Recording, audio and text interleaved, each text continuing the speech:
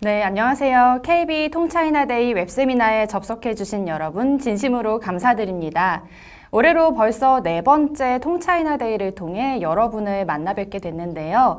늘 중국에 대해 다루어 보고 있지만 해마다 다른 주제를 정해야 할 정도로 이슈가 많은 중국입니다. 오늘은 이렇게 현장에 나와주신 국내의 중국 투자 전문가뿐만 아니라 중국 현지를 실시간으로 연결하는 시간까지 별도로 마련되어 있기 때문에 그 어느 때보다 생생한 중국 투자 정보를 지금부터 만나보실 수 있을 거라 생각합니다. 네, 그럼 본격적으로 시작해 보겠습니다. 첫 번째 주제는 새로운 리더십의 중국, 시진핑 3연임과 중국 시장인데요.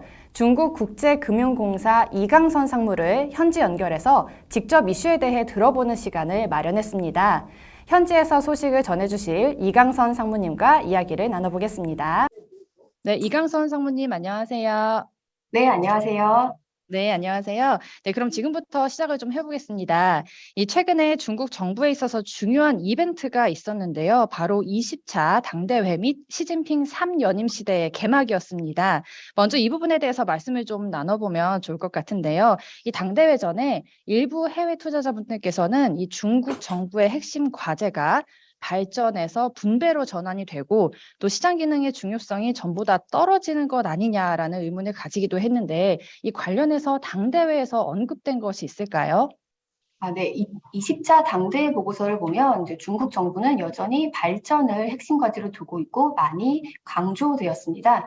20차 당대회 보고서를 19차 보고서와 비교해서 해석할 수 있는데 이 당 보고서라는 게 용어의 변화나 심지어 문장 보호의 사용까지도 이제 무수한 반복을 거쳐서 검토가 된 후에 발표되기 때문에 이런 텍스트 비교를 통해서 중요한 정보를 해독할 수 있습니다.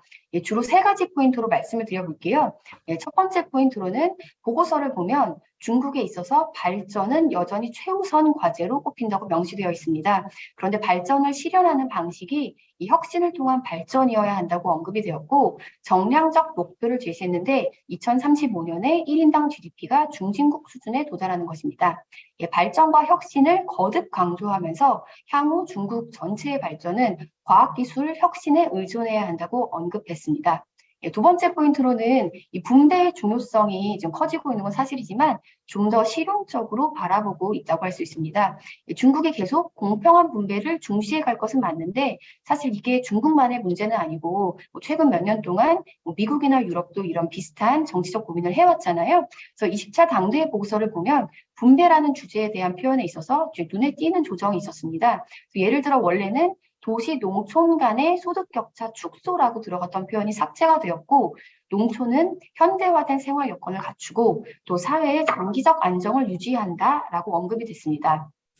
이 공평이란 게 절대적인 평균을 뜻하는 게 아니라 모든 사람이 자신을 더 나은 방향으로 변화시킬 수 있는 기회를 얻는 것이라고 중국 정부가 접근을 하고 있다라고 볼 수 있고 도시와 농촌의 본질 자체가 다르기 때문에 일정한 격차는 존재할 수밖에 없다는 전제를 두고 있습니다.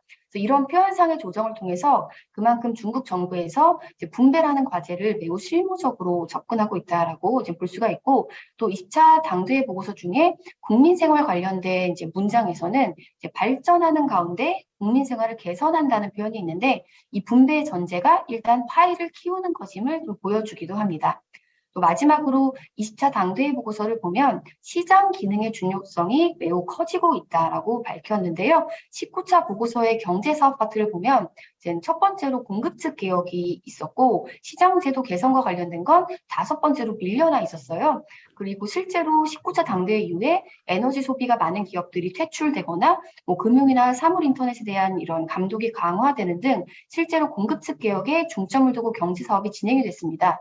그런데 20차 당대회 보고서에서는 경제 사업의 첫 번째 포인트를 시장 경제 시스템 개선이라고 밝혔고 공급 측 개혁 대신 현대화된 산업 시스템 구축을 두 번째 포인트로 뒀습니다. 또 다른 표현상의 차이를 하나 더 말씀드리면 19차 보고서에서는 자원 배분에 있어서 시장이 결정적 역할을 한다 정도로 적혀 있었는데 20차 보고서에는 같은 문구에 자원 배분에 있어 시장이 결정적 역할을 충분히 발휘한다라고 표현이 바뀌었어요. 이게 중국어 네 글자가 더 추가된 차이 정도라고 생각할 수도 있겠지만 사실은 이 표현을 통해서 시장의 중요성에 대한 그런 정부의 강한 의지가 반영됐다라고 볼 수 있습니다. 그래서 정리해서 말씀드리면 20차 당대회를 통해서 중국은 여전히 발전을 최우선 과제로 두고 있고 또 특히 과학기술 혁신을 통한 발전을 이루려고 한다. 또 분배 또한 가지고 있는 것을 무조건 평균해서 나누는 게 아니라 파이를 키워가며 적합한 기회를 많은 사람들이 얻을 수 있는 그런 그림을 그리고 있는 거고 또 시장의 역할과 시장 시스템 개선을 매우 중시하고 있다라고 요약할 수 있겠습니다. 네, 그렇군요. 이 정부 보고서에 드러난 이 표현상의 차이로도 이 정부가 가지는 방향성에 대한 해석이 이렇게 가능할 것 같습니다. 이 중국 정부는 여전히 발전을 중시하고 있고 또 시장의 역할을 강조하고 있다 이렇게 생각이 되네요. 네, 그럼 이 20차 당대회에 이어서 역시 관심 갖는 문제 중에 하나가 이 시진핑 주석의 연임 후 어떻게 변화가 되었느냐 이 변화에 대해서가 또 중요할 것 같은데 실제로 좀 감지된 변화들이 있었을까요? 예, 사실 이미 변화들을 좀 관찰할 수 있는데요. 정치국위원회 구성이 매우 실무적으로 이루어진 것들이나 최근 중국 정부가 국제관계 구축에 있어서 매우 적극적인 행보를 보이고 있는 그런 변화들이 이미 보이고 있죠. 네, 일단 정치국위원 중에 3명이 매우 저명한 과학 분야의 전문가로 배치되었는데 이건 사실 기존에 없던 인력 구성입니다.清華大 학장을 지냈고 환경과학 분야에서 공헌을 세운 인물도 있고 또 우주과학 분야의 권위자, 그다음에 핵산업 전문가도 있습니다.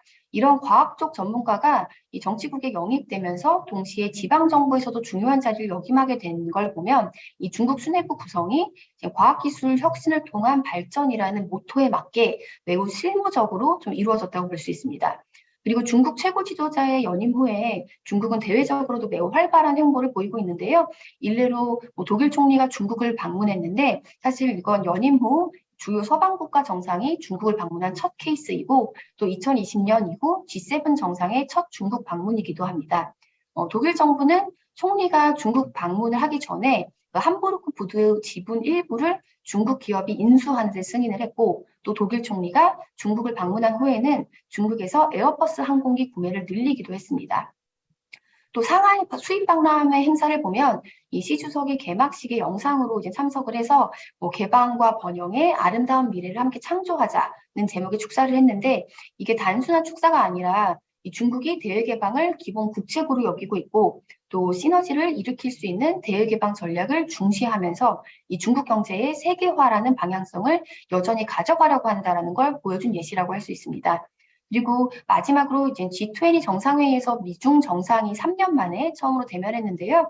이 중국 외교부는 이번 정상회담이 중요한 현실적인 의의를 갖고 있을 뿐 아니라 이 향후 미중 관계에 있어서도 중대한 영향을 미칠 것이라고 평가하면서 이 미중 관계가 궤도를 벗어나 이제 통제 불능이 되는 것을 막는다는 이런 방향성에 대해서 언급이 있었습니다. 이런 중국 수뇌부의 움직임 외에도 지금 다양한 방면에서 대외 개방 관련된 좀 몇 가지 진행된 내용들이 있는데요. 하나는 국가발전개혁위원회 등 6개 부처가 이 외국인 자금 안정을 위한 일련의 조치들을 내놓은 것을 들 수가 있고 또 입국 항공편의 제약이 풀리면서 이 중국 국제선의 지금 운항편 수도 점차 늘어나고 있습니다. 또 투자자들이 크게 관심을 가진 이슈로는 미국 회계감독기구인 PCAOB에서 중국 ADR에 대한 감사를 조기에 완료하면서 ADR이 반등하는 계기가 됐습니다.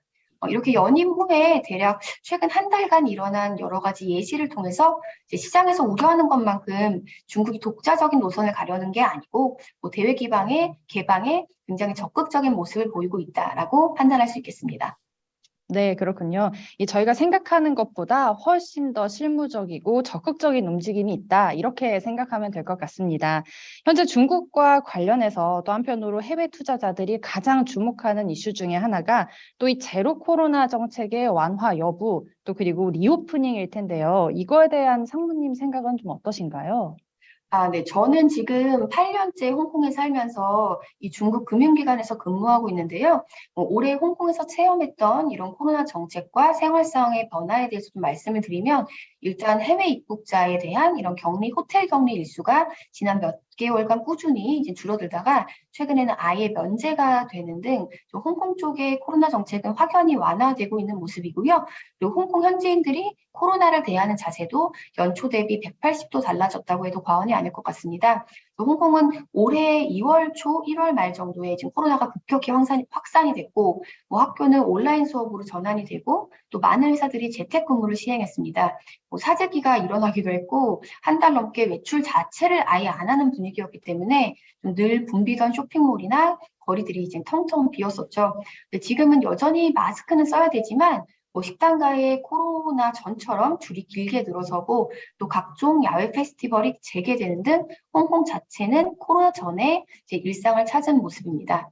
근데 중국 본토는 사실 여전히 해외 입국자에 대해서 5일간의 격리를 요하고 있죠. 근데 사실 최장 한 달까지 필요했던 때에 비하면 좀 많이 완화되었다고도 얘기할 수 있는데요. 홍콩에 거주하고 있는 중국인들의 경우에는 뭐 코로나 이후로 2년이 넘는 기간 동안 고향에 못 가다가 올해 격리일 수가 줄었을 때 좀 중국으로 돌아가는 작은 붐이 있었습니다. 그래서 워낙 글로벌리 코로나 정책이 전면적으로 풀렸다 보니까 뭐 외국의 시각에서는 뭐 5일 격리도 여전히 타이트한 제로 코로나 정책으로 받아들일 수 있지만 좀 중국인의 시각에서는 여전히 느리지만 방향성은 완화로 가고 있다고 느끼고 있습니다. 그래서 아마도 중국은 표면적으로는 제로 코로나 정책을 이제 계속 유지를 하되 많은 부분에서 이제 유연해질 것으로 판단이 됩니다. 뭐 일례로 뭐 광저우에서 일일 확진자가 뭐 몇 주 전부터 1,000명이 넘었는데 예전 같은 전면적인 봉쇄는 없었죠.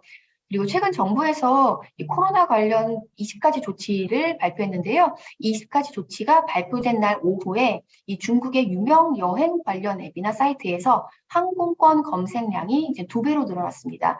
뭐 표면적으로는 제로 코로나를 이제 유지하고 있지만 이런 유연한 정책의 움직임들로 인해서 좀 코로나로 인해 둔화되었던 경기가 어느 정도 회복이 되고 또 지난 몇 년간 늘어났던 저축이 좀 수요로 전환이 되면서 투자와 소비가 반등할 수 있다고 기대됩니다. 네, 이 속도는 다소 느려 보일 수 있지만 그 방향만큼은 완화로 가고 있다. 이런 말씀이시네요. 그럼 이쯤에서 2023년 이 중국의 주식 시장은 어떻게 전망을 하고 계신지 이 CICC, 즉 중국국제금융공사의 견해를 한번 전해주시죠. 예, 올해는 코로나가 시작된 지 3년째인데 A주 시장은 뭐 반복되는 코로나와 뭐 지정학적 갈등 같은 여러 가지 대내외 환경의 영향으로 연초부터 지금까지 좀 부진하는 모습을 좀 보여왔죠. 근데 중국은 현재 수요 사이드도 위축되고 또 방역 정책 같은 영향으로 공급 사이드도 좀 순조롭지는 않은 상황인데요. 뭐 2023년에 중국이 다시금 코로나 첫 해처럼 글로벌리 경기 회복을 이끄는 역할을 할 수 있을지가 좀 관건이고 또 코로나, 부동산, 해외 긴축으로 인한 총수요의 추이와 같은 변수에 주목할 필요가 있겠습니다.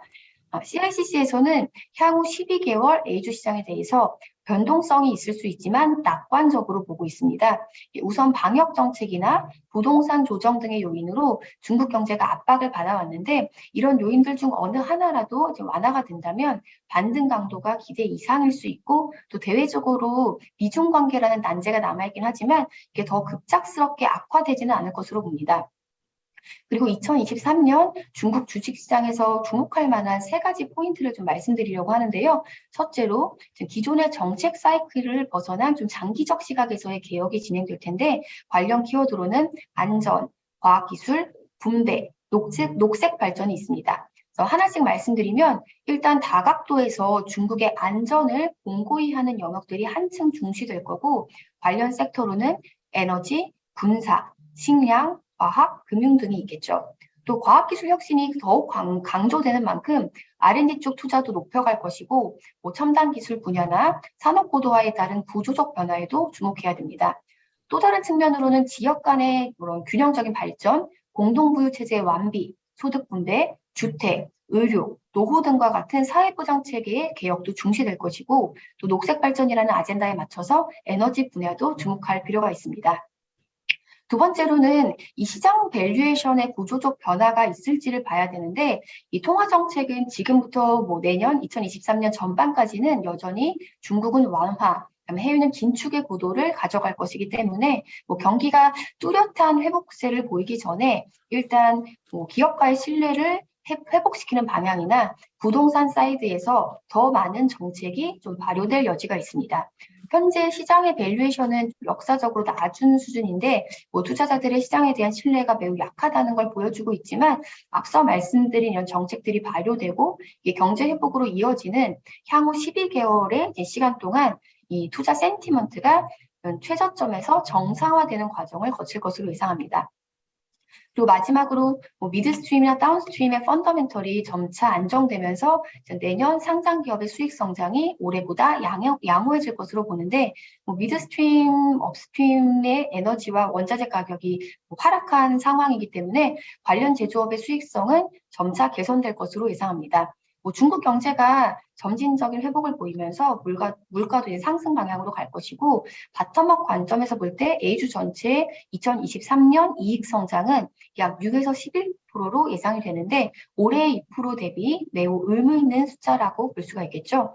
그리고 그중에서도 미드스트림, 다운스트림 제조업이나 소비 섹터의 회복이 한층 두드러질 수 있습니다.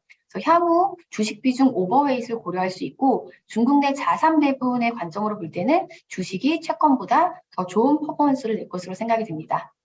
네, 이 정리를 해보면 이 올해 말부터 이제 바라봤을 때 내년 1분기까지 이 혁신이나 정책에 대한 기대가 높고 또 이 지수는 단계적인 기회를 맞을 수 있지만 이 중기적으로는 미드스트림이나 다운스트림을 필두로 해서 기업의 이익 성장에 주목하라 이렇게 볼 수 있을 것 같습니다. 네, 그렇다면 이 산업이나 테마별로 볼 때 부각되는 키워드가 있다면 어떤 것이 있을까요? 예, 단기적으로는 그로스, 중기적 관점에서는 소비 섹터를 좋게 보고 있습니다. 예, 올해는 연초부터 지금까지 시장이 부담을 느끼는 상황이었기 때문에 경기 민감주나 가치주 성격을 띠는 섹터들의 퍼포먼스가 지금 상대적으로 좋았는데 지금부터 향후 3에서 6개월 시점으로 본다면 다음 세 가지 섹터에 주목할 필요가 있겠습니다. 첫 번째로 소프트웨어와 하드웨어, 그리고 첨단 제조업, 방산과 같은 이 산업 자체의 경기도 양호하면서 정책적 지원을 받고 있는 중국의 경쟁력 있는 성장성 제조업을 들 수가 있고요. 두 번째로는 주가 조정이 이미 많이 됐고 또 중장기적인 전망도 양호하다고 볼 수 있는 의학, 인터넷 등이 있는데 포지션을 늘리는 타이밍은 정책 변화를 보면서 판단할 필요가 있습니다. 그리고 세 번째로는 이 향후 성장이 기대되는 소비 섹터로 식음료, 가전, 그리고 라이프 스타일과 관련된 경공업 섹터가 있습니다. 테마로 본다면 역시 향후 3에서 6개월 기간 동안 5개 정도를 기억하시면 좋을 것 같아요. 그래서 첫 번째는 국가의 안정과 발전, 두 번째는 안정적인 성장, 세 번째는 질적 발전과 산업 업그레이드, 네 번째는 소비 업그레이드, 마지막으로 국유 기업 개혁이 있습니다. 네, 그렇군요. 이 말씀을 들어보니까 이 주목해 볼 만한 산업과 테마들이 참 다양한데요. 이 마지막으로 이 리스크 요인으로 부각될 만한 포인트들 간단히 짚어본다면 무엇이 있을까요? 예, 하방 위험 요인으로는 좀 예상보다 부동산 회복이 더딜 경우, 채무 불이행 이슈가 발생할 경우, 또 안정성장 정책의 파급력이 예상보다 더딜 경우가 있을 거고요. 또 대외적으로는 글로벌 지정학적 변동, 또 해외 경기 침체로 인한 리스크 요인 등이 있습니다. 사실 이런 리스크 요인들은 새로운 이슈가 아닌 만큼 좀 점진적인 상승을 보여줄 기회들에 더욱 주목하시길 바랍니다. 네, 이 말씀처럼 이 짚어주신 이 리스크 요인들은 어느 정도 이제 시장에 반영이 되어 있고 또 앞으로의 상승 기회에 오히려 더 주목하는 게 좋을 것 같습니다. 네, 현지에서 이렇게 직접 전해주시니까 좀 더 생생하게 전달이 되는 것 같아요. 첫 번째 순서는 여기서 이렇게 마무리를 해야 할 것 같습니다. 이강선 상무님 좋은 말씀 감사드립니다. 네, 감사합니다.